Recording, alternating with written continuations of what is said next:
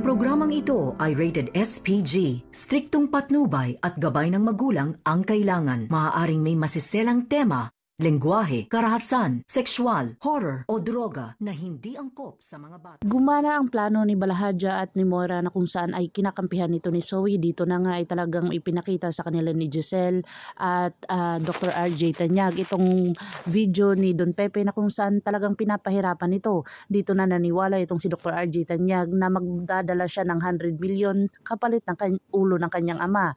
Dito na nga ay talagang porsigido itong si Dr. RJ Tanyag na ibigay dito at kung saan kapalit ang buhay ng kanyang ama at wala na siyang ibang hinihiling pa kundi mabuhay lang ito. Dito na ikinatutuwa ni Moira at ni Zoe kung ano ang kanilang mga ginagawa na kung saan naging safe ang kanilang pangalan dito kay Dr. RJ Tanyag. Pero dito kay Giselle ay talagang hindi naniniwala itong si Giselle at saka si Annalyn na wala silang kasalanan dahil malakas ang kanilang kutob na talagang may kasalanan itong mag-inang si Moira at saka si Zoe. Dito na nga si Lynette at saka si Harry ay talagang nanganib na ang kanilang buhay dahil dalawa na silang nakulong. Dito na nga ay talagang bumalik si Harry dahil sa nakita niya itong sulat ni Lynette na kung saan napahamak silang dalawa. Naabutan na ng umaga itong mga holdupper na kung saan talagang tinawagan ng kanyang kasama itong si Balahadja. Dito na nga ay talagang idadamay na din nila itong si Lynette na kung saan bugbog sarado itong si Harry.